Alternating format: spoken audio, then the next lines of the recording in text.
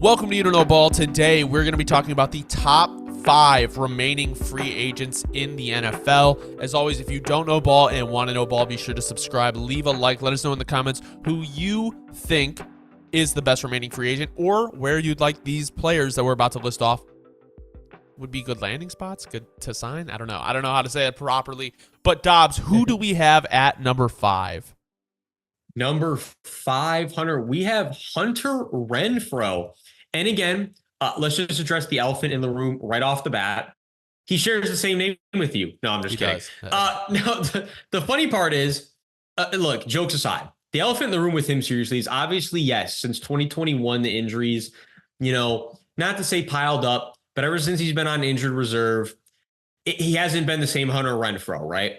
But I think the thing that you say that really redeems him is it's not just the injury, though. You don't just point at the injury and you're like, that's exactly why he's had the fall off from being a Pro Bowl slot to just a very mediocre receiver over the past couple of years.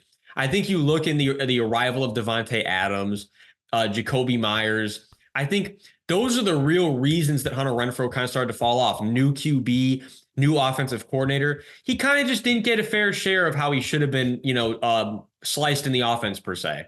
But now we have a new opportunity for a brand new offense, a brand new system, brand new team. And, there's certain situations that if he lands in, I don't think realistically, we're never going to see him amass 1,000 yards again in a season as a slot, right? It's just pretty unrealistic at this point. But I could see him getting into a situation where he plays that wide receiver 3 or 4 role, designates from the slot, in and out with other guys. I could see him having a good 400, 500, 600 yard season with 5-6 touchdowns sprinkled in. And yeah, it's not vintage Hunter Renfro, but it still is a very productive free agent that you could sign at, this time of the year, sure-handed guy. I think that Hunter Renfro deserves a spot on this list. And I don't think too many people would argue with that one. No, I think honestly, any of the wide receiver kind of barren teams would welcome him. I do like the idea of maybe him going to the Broncos just because they're so bare bones. I know it technically in division. He's a free agent, so he's not in any division right now. But another team that I think could possibly that's a good spot, though. I like that. Yeah, would be even the Cowboys. The Cowboys have a weak wide receiver room, or the Giants. Not bad. Or if you even want to, you can do the Commanders. Really anybody in the NFC East outside of the Eagles that could use help. So I think those would not be the worst landing spots. I was thinking maybe the Patriots, but their room is like kind of just filled with mid, and it's like you'd just be throwing kind of more mid in there, but you don't know. Maybe he can bounce back. I mean, we've seen it with, I mean, look, Adam Thielen had a great year last year. No, that's a great example. Look, he just got to find the right home where he can be that slot predominant guy. And if he can find that home, I think he could have a redemption season for sure. Again, not what it used to be, but definitely much better than we've seen the last couple of years. Moving into number 4, we have Charles Leno Jr. So I think, and you'd agree with this, Hunter, Charles Leno Jr. has been a productive tackle for a pretty long time at this point, right? He's getting up there in years, but he's kind of one of those players that, he's kind of aged like a fine wine per se, and it's not like he's ever really hit like all pro, type of level or anything like that, but he's been playing damn good ball over the last, for being a 7th round pick. Yeah. He's been playing really good ball. And I actually think it's really surprising. If you actually, of all the guys on this list, I think he's probably the one I'm the most surprised hasn't been signed yet, just because of how important having O-line is. And yet, you know what, at this point, Hunter, he might not even be a starter anymore because of the injury concerns, only playing 13 games last year. He's going to be 33 this year. However, as a swing tackle, as just really, really good depth for a contending team like, per se, I don't know, the Chiefs, the Ravens, the Niners, I think he could provide fantastic value, and I'm personally shocked he hasn't found a roster yet. Well, what I'm more shocked about is not that another team hasn't signed him, but the fact that the Commanders let him go. Like, you're drafting a rookie quarterback, and you don't have your whole O-line figured out. Why are you it's so funny because the Bears did the same exact thing. When they let him go, I was like, you don't have an answer. What was the point in letting him go? So even if it's just a 1-year contract, it really didn't make sense for me to see him go. Like he is not a top 15 tackle. Like let's make it very clear. He's not a top 15 tackle. But he is definitely within the top. Would you say he's within the top 64 tackles in the league? You could say you realistically could put him like top 35, 40. Like Okay. Yeah, I think see, like, I think he could be a starter on a bottom tier team, but I think regardless, any team would welcome him as depth.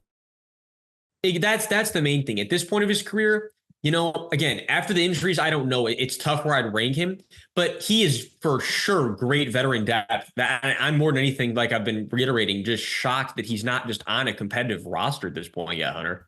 Moving in to number 3, we have Xavier Howard.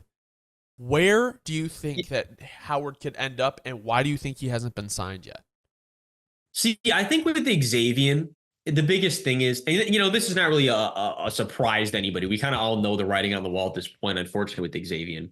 But, right, the injuries have kind of derailed what he used to be.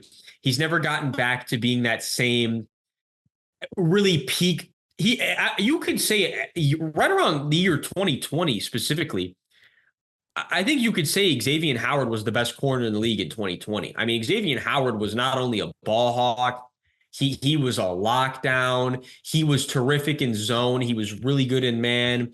He did it all, right? But then injuries piling up a little. He's getting older. He's losing step. And the value he brings to teams has gone down a lot, just objectively. However, back to like we were just saying about Charles Leno, I am more than anything just shocked for depth reasons. He hasn't found his way, at least onto a competitive team.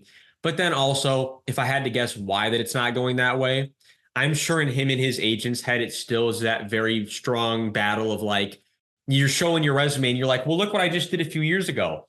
But then the front office is like, but we're not talking about a couple years ago. I'm talking about just last year. I'm talking about just the year before this, where you're not that same guy you used to be. And I think there's probably still a pretty big discrepancy of the money he wants versus the money that he's really worth in the market, which is why he hasn't been signed.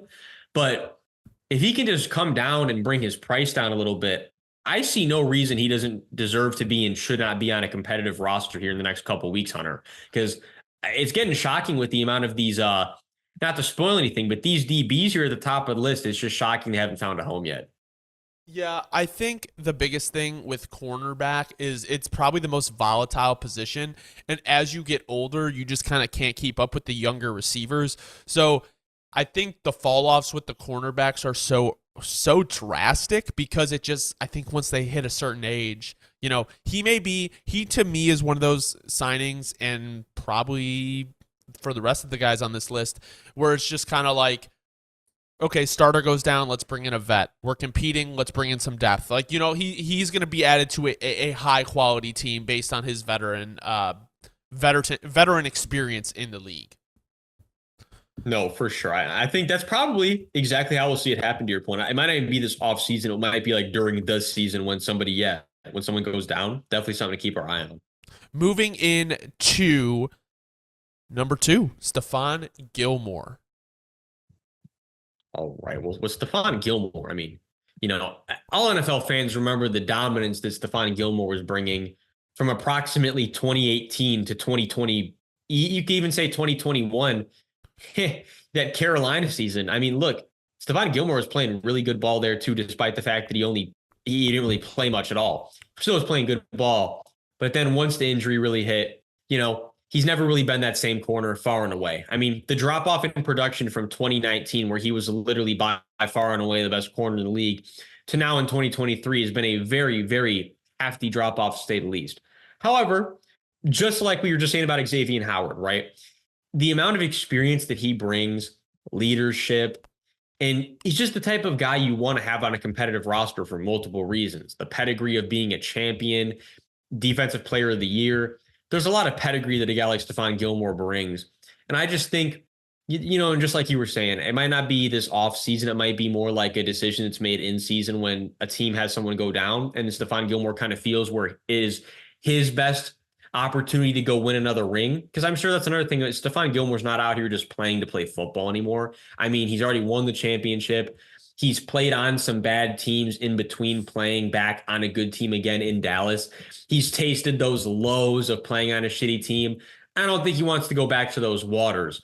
I think the right opportunity has to present itself. But if it does, and and the stars align, I think we can see Stefan Gilmore have one last, good season here in the tank. I mean, I think he's definitely someone that could go to a team like the Chiefs, the Eagles, the 49ers, even, I don't think they need him necessarily, but the Ravens. Like, any team that is competing for a championship, adding him later in the year wouldn't be the worst thing in the world. Or if one of your starters goes down and you need him to be like the 2 or 3 because you're going to push another guy up, I think that could be a realistic situation for Gilmore.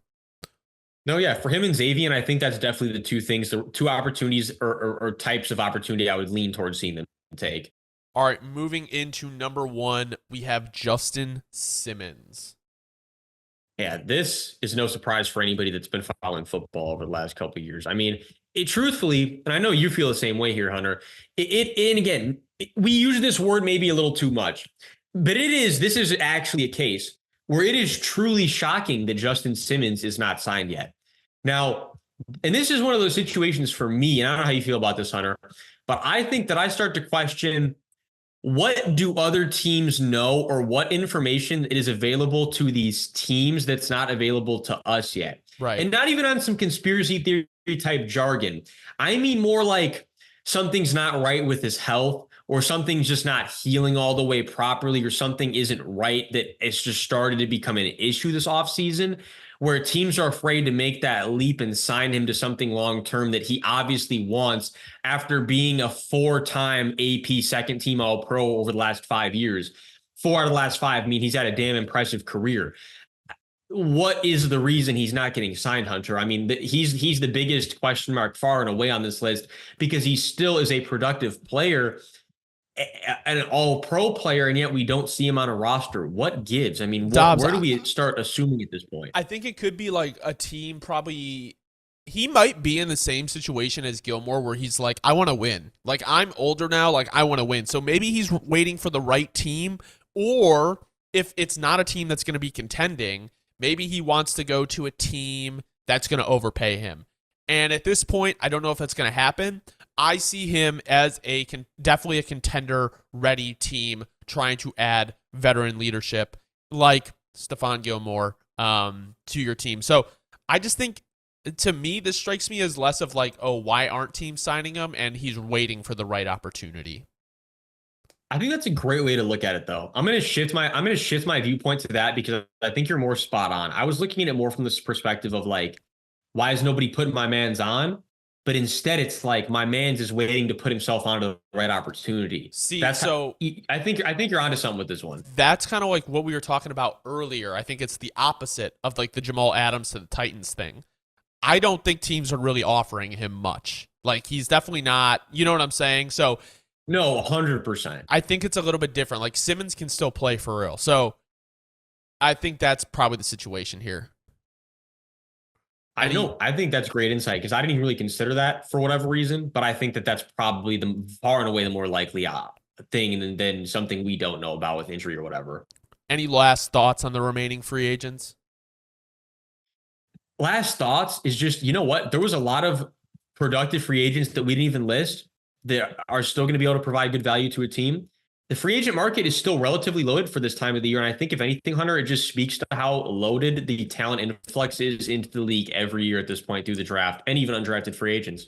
Once we see the cut downs from the rosters, we'll definitely see some more additions here. But thank you guys so much. Absolutely. Oh, no, my bad. Thank you guys so much for watching. As always, if you don't know ball and want to know ball, be sure to subscribe, leave a like, let us know in the comments who you think the best remaining free agent is and where you think they should sign. Thank you guys so much for watching. Have a great rest of your night.